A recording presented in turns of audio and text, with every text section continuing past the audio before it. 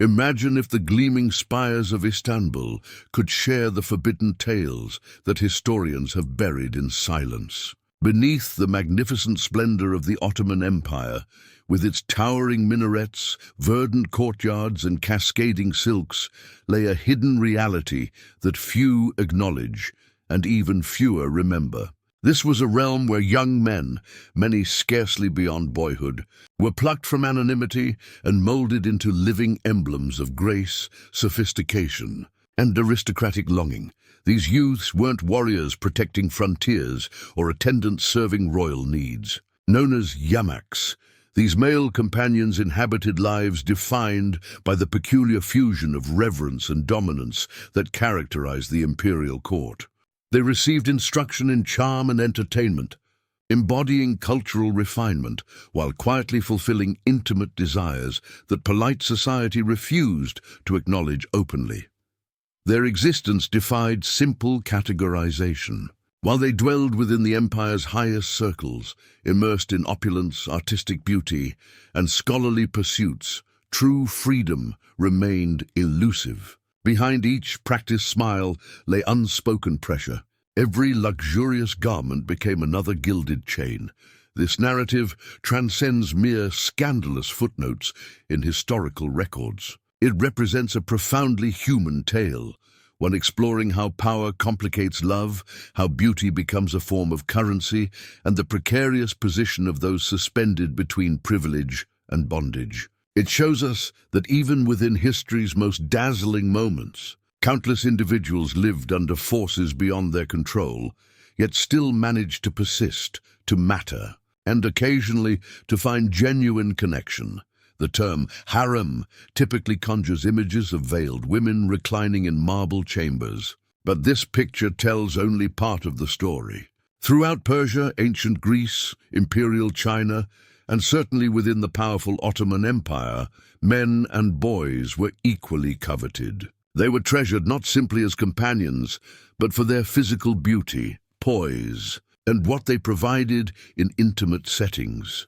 Within Topkapi Palace's inner sanctum existed a secretive community, an ornate prison housing carefully selected boys from every corner of the empire. Some arrived from impoverished families hoping for prosperity. Others came as prisoners from defeated lands. Yet once they crossed the threshold, childhood ended. They became status symbols, breathing luxuries. Their education encompassed music, verse, statecraft, penmanship, and the subtle arts of attraction. They learned to captivate, to satisfy, to perform. Venetian envoy Benedetto Ramerti documented that as many as 500 young men between the ages of 8 and 20 lived within the palace confines. They weren't concealed in disgrace, rather they were showcased. Their mere existence proclaimed elite refinement and masculine worldliness, yet don't confuse admiration with protection. Every silk partition concealed watchful eyes. Every tender gesture carried the burden of authority. These young men were possessions, though many received worship befitting deities, until age diminished their appeal. Beauty faded, or worse still, they dared to love authentically. Consider Tahir and Tib, two young Ottoman men seized by Christian lords during brutal conflicts. One might anticipate brutality, shackles, and suffering. Instead, something remarkable occurred. Their captors developed deep affections for them. What started as a military victory transformed into tenderness. They showered the youths with presents, treating them not as war prizes, but as cherished partners, possibly even as equals. Briefly, love transcended religious divisions, erasing boundaries between victor and vanquished. Yet society couldn't accept this reality. Neither Christian nor Muslim doctrine would permit such relationships. Their affection was condemned as moral corruption. The consequence, public humiliation, confinement, forced separation. Their saga might have concluded there, except for an extraordinary turn. The Christian lovers, refusing to abandon hope, broke from prison and embraced Islam, purely for the possibility of reunion. Even this radical sacrifice couldn't reverse a world growing increasingly intolerant. The Ottomans didn't classify sexuality using contemporary frameworks. No strict division between heterosexual and homosexual existed. Instead, relationships were understood through power dynamics, those who led and those who followed. A man could love another man while preserving his masculine authority through action. In this culture, beauty held monetary value, and male attractiveness was openly celebrated. Sultans, ministers, and elite Janissary warriors maintained male partners. Certain Yashmaks received tax relief. Others gained political positions. Many rose from destitution's ashes into power's perfumed halls. To observers, it might have appeared idyllic. But what does it mean to exist in a golden prison where love is simultaneously commanded and forbidden? Everything began crumbling during the 18th and 19th centuries. The Ottomans welcomed Western diplomatic relations. Yet alongside technology, transportation, and weaponry came something far more destructive: European moral standards. A foreign perspective through which affection, gender, and desire were evaluated. Then 1858 arrived. The Ottoman Penal Code took effect. Instantly, the love that once graced palaces became illegal. Violations of public decency faced imprisonment and financial penalties. Throughout Istanbul, men suspected of same-sex relationships were pursued, brutalized publicly, forcibly shaved and humiliated, and sometimes sexually violated. Public displays of male affection became forbidden. The era of acceptance crumbled under imported shame.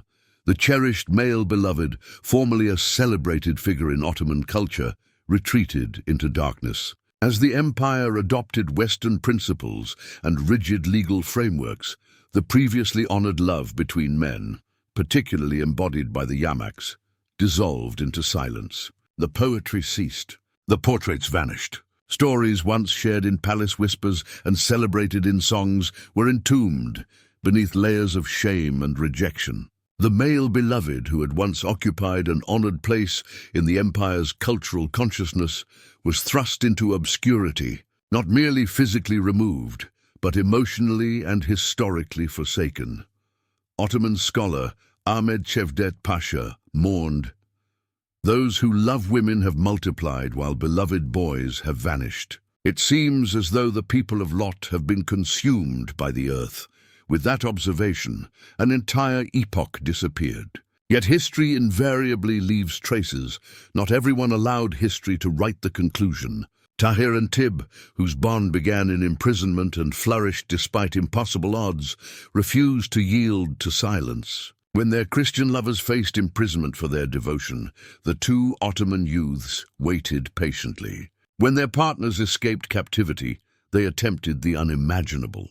They embraced Islam, not seeking redemption or influence, but pursuing love. This desperate, hopeful action represented an attempt to escape a world closing around them. Their choice transcended simple reunion. It was an act of defiance, a rejection of allowing politics, faith, or social conventions to determine their heart's desires. They understood the dangers. They challenged them regardless. Because even as empires rose and collapsed, even as laws hardened and hearts turned cold, authentic, rebellious love still discovered a path forward. The chronicle of the Ottoman male companion isn't merely about excess or moral decay. It reveals how societies construct definitions of love, and how those definitions can be simultaneously freeing and fatal. These young men weren't simply casualties. They were survivors of a world that simultaneously worshipped and destroyed them. Their legacies resonate in abandoned hallways, in unsung verses, in shadows cast by domes and towers. We honor them today, not as historical curiosities, but as human beings caught in history's crossfire. So, did this concealed world represent cultural sophistication or tragedy draped in luxury? Share your thoughts in the comments. And if you're interested in more hidden truths from history's forbidden chapters, subscribe and continue exploring with us. Because the past never truly disappears. It simply awaits rediscovery.